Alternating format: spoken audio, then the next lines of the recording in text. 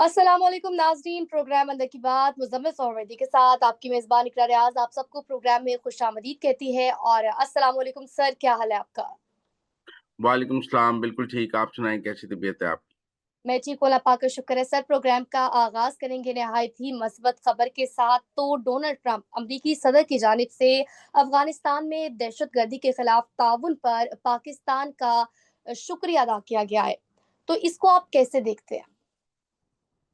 बाजी देखिए, दुनिया में तो आजकल शुक्रिया की लड़ाई है। अमेरिका को यूक्रेन के सदर से यही गिला था कि उसने शुक्रिया नहीं अदा किया। हुँ, उसने उसकी इतनी मदद की है तो उसने शुक्रिया नहीं अदा किया।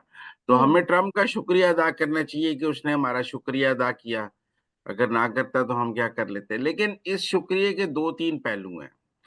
पहला पहलू तो ये है कि हमारे जो तहरीक-ए-इंसाफ के दोस्त थे, वो तो हमें ये बता रहे थे कि ट्रम्प तो तहरीक-ए-इंसाफ की जेब में है।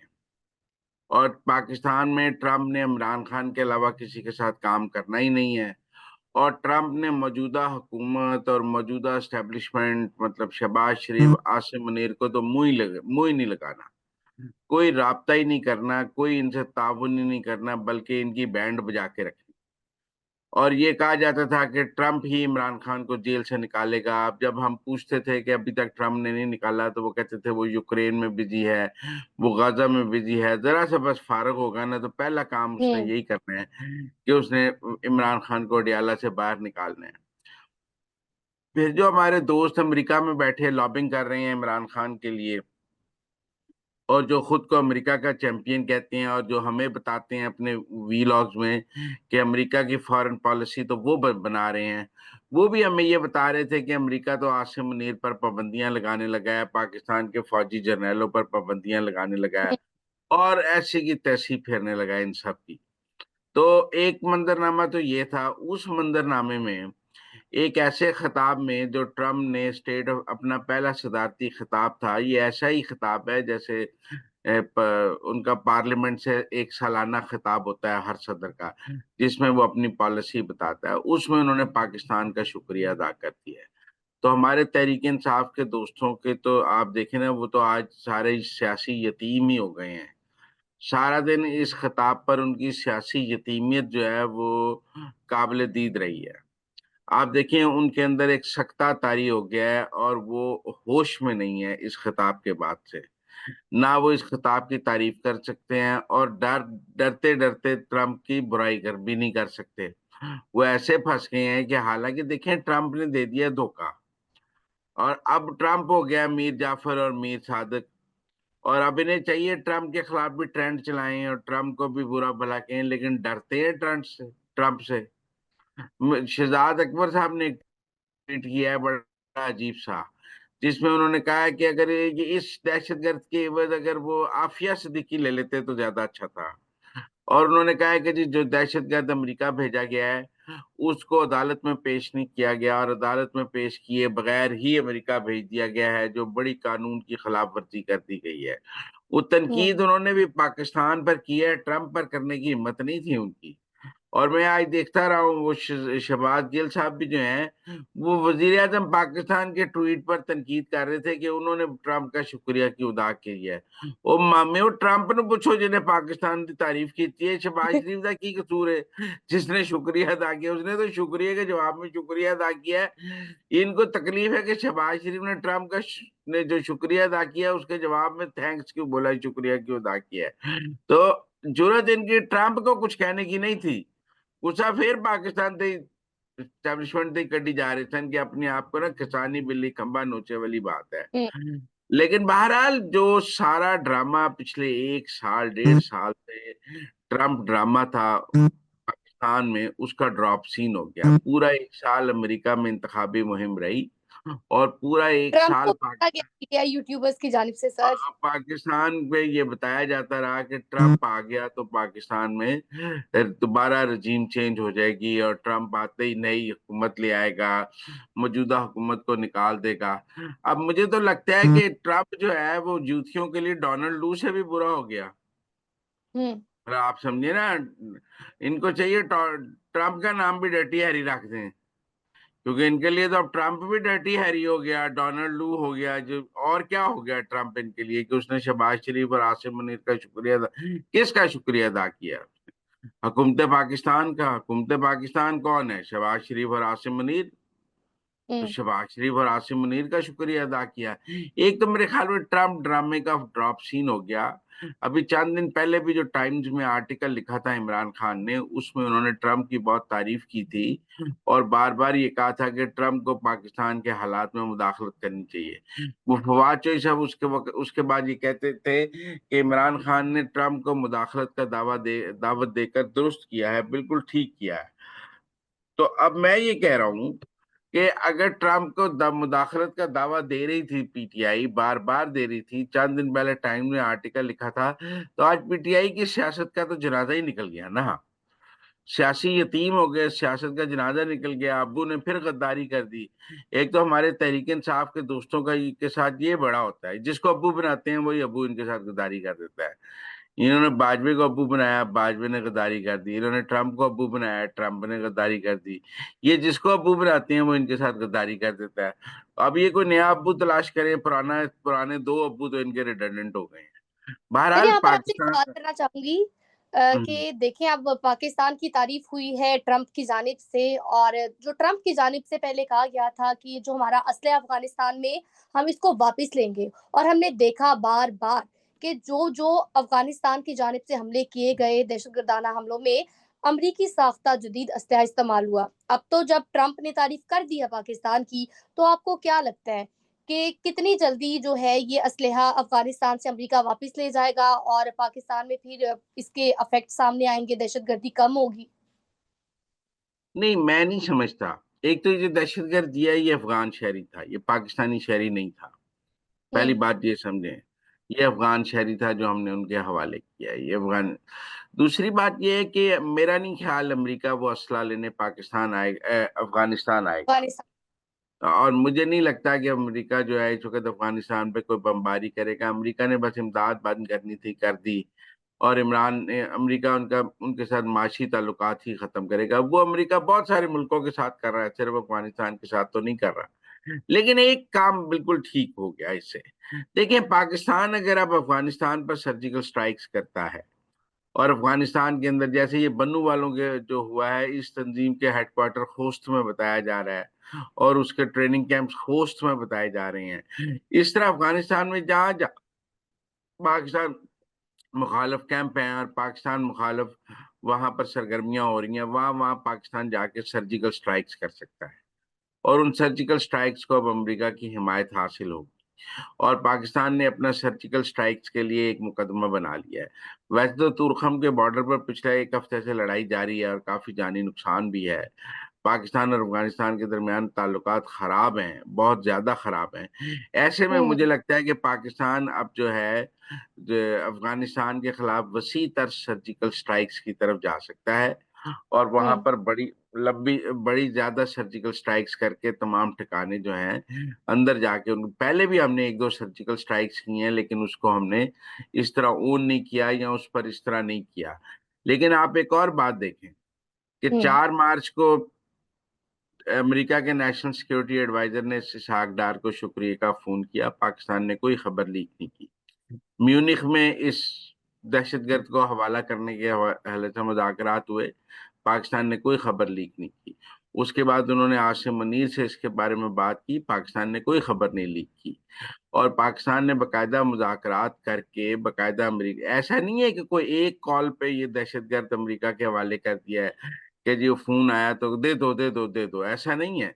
इस हम्म। दहशतगर्द की हवालगी के लिए 3-4 सतह पे मुज़ाकरात हुए और इन दी एंड अमेरिका को एक बिल्कुल बाकायदा मुज़ाकरात के साथ, जो कहते हैं कि बिल्कुल बताकर कि हमारे ऊपर कोई मजबूरी नहीं है कि हम ये आपके हवाले करें, आप हमें रिक्वेस्ट करें। और मेरे ख्याल में जब ये इन दी एंड डायरेक्टर एफबीआई काश पटेल ने भी बात की आर्मी चीफ से और डीजीआईएसआई जनरल आसिम मलिक से, फिर म्यूनिख में मुलाकातें भी हुई हैं। इन दी एंड मेरे ख्याल में फिर यही तय हुआ कि अगर आप हमें देंगे तो हम आपका बहुत शुक्रगुजार होंगे। तो पाकिस्तान ने कहा होगा कि क्या शुक्रगुजार होंगे, तो फिर ये डिप्लोमेटिक सतह पे तय हुआ होगा कि अमेरिकन प्रेसिडेंट जो है वो गवर्नमेंट ऑफ पाकिस्तान का शुक्रिया अदा करेगा, जिसके बाद डोनाल्ड ट्रंप ने अपने स्टेट ऑफ यूनियन एड्रेस में ये शुक्रिया अदा किया है, क्योंकि मेरे ख्याल में पाकिस्तान ने कहा होगा कि आप हाईली सतह, सबसे ऊंची सतह पर इसको रिकग्नाइज करेंगे और पाकिस्तान का शुक्रिया अदा करेंगे और पाकिस्तान की शर्त तस्लीम की होगी, फिर ये दहशतगर्द हवाले किया होगा। बहरहाल मुझे हमदर्दी है अपने तहरीक इंसाफ के दोस्तों के साथ, जो रिचर्ड गर्नेल के ट्वीटों से हमें डराते थे, जो विल्सन जो के ट्वीटों से हमें डराते थे, जो हमें ये बताते थे कि बस अमेरिका आ रहा है और वो सब खत्म कर देगा, अमेरिका आ रहा है वो सब खत्म कर देगा, कॉल वो चली सब जाएगी। आज वो सब आज यतीम हो गए। वो मोहित पीरजादा के सारे वीलॉग निकाल कर सुन लें, हैदर मेहदी के सुन लें, आप वो सलमान के सुन लें, आप वो आतिफ खान के ट्वीट पढ़ लें कि जी ट्रम्प की टेबल पर इमरान खान का केस पहुंच गया। वो आपको पता है वो जो पीटीआई के आतिफ खान है वहां पे यूएसए में, वो जी जी। ऐसे ट्रम्प के बारे में बात करते थे जैसे ट्रम्प उनकी फूफी का पुत्र है। ट्रम्प की टेबल पर पहुंच गया है, ट्रम्प की मेज पर सारे ट्वीट्स पहुंच गए हैं, ट्रम्प की टेबल पर इमरान खान का मुकदमा है, Trump is going to sign the order. तो हमें ऐसे डराते थे जैसे ट्रम्प ना हो गया, फुफ्फी का पुत्र हो गया। तो आज इनके फुफ्फी के पुत्र ने इनके ऊपर वो चमाट मारी है कि ये बेचारे मुंह दिखाने के काबिल नहीं रहे हैं। मेरे ख्याल चले में सर, शुक्रिया तो। आसिम मुनीर और शहबाज शरीफ ने ये ट्रम्प वाली जंग भी पीटीआई से जीत ली है। जो ये कहते थे ना हमारे पास ट्रम्प है, वो कई कई दफा वो आपने इंडियन फिल्म का सुना हुआ है, वो कहते थे मेरे पास माँ है। वो ये कहते थे, हम जब चीथियों से बात करते थे ये कहते थे मेरे पास ट्रम्प है। तो आज वो ट्रम्प भी नहीं रहा इनके पास, उसने भी धोखा दे दिया। तो सर शुक्रिया, शुक्रिया हो गया, धोखा भी हो गया, जवाब भी मिल गया। सर आगे बढ़ेंगे, बात करेंगे पंजाब हुकूमत को लेकर। तो ये जो पंजाब काबीना में तौसी हो रही है, तो हम्म। इस तौसी को आप कैसे देखते हैं? कौन कौन अब आएगा इस विफाकी पंजाब की काबीना में? देखिए कुछ तो बहुत सीनियर लोग हैं पंजाब असेंबली में, जिसमें मनशा भट्ट हैं, राना इकबाल हैं, और दूसरे जो बहुत सीनियर लोग हैं जो छठी छठी बार, सातवीं सातवीं बार एमपीए बने हैं मुस्लिम लीग नून की टिकट पे या साथ, उनको मरियम नवाज ने काबीना में शामिल नहीं किया था और उस वक्त कहा गया था कि अंकल्स को बाहर कर दिया गया है और एक यंग कैबिनेट के साथ मरियम नवाज जो है वो मैदान में आई हैं। हम्म। लेकिन अब मेरे ख्याल में मुस्लिम लीग नून ने उन तमाम अंकल्स को दोबारा कैबिनेट में शामिल करने का फैसला कर लिया है। तो मनशा भट्ट, राना इकबाल समेत जो सारा अंकल्स हैं, जो छठी छह सीनियर्स का ग्रुप है पंजाब असेंबली में, उनको वजारतें देने का फैसला हुआ है। मुल्तान से सलमान नईम है, पिंडी से जियाउल्लाह हैं और लाहौर से इमरान जावेद हैं। तो 8-9 रुकनी जैसे फेडरल कैबिनेट में एक्सटेंशन हुई है वैसे पंजाब कैबिनेट में एक्सटेंशन के लिए भी नाम फाइनल किए जा रहे हैं और जो सीनियर्स हैं उनको अब कैबिनेट में शामिल किया जा रहा है।